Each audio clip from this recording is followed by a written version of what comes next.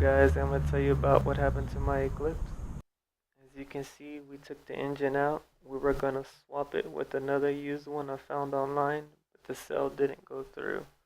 The reason why we were going to do this is because on my engine there was so much oil we couldn't figure out where it was coming from.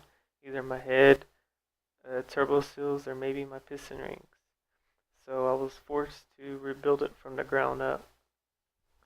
I ended up finding a short rebuilt block online from JDM and decided to send my head to the machine shop to get a checkup on it. On my short block, you can see that cylinder 3 had a low compression of 100, and the other three cylinders had a low compression of 120, which was the lowest you can have on a DSM. Once we took off the transmission, we found out that my flywheel was all melted and cracked, and my clutch was also trashed.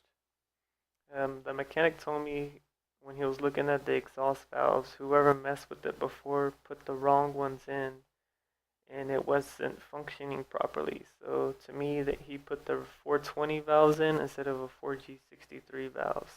So this was probably why I was burning so much oil throughout the exhaust, because of my exhaust valves. So now I'm in the process of getting it all put back together.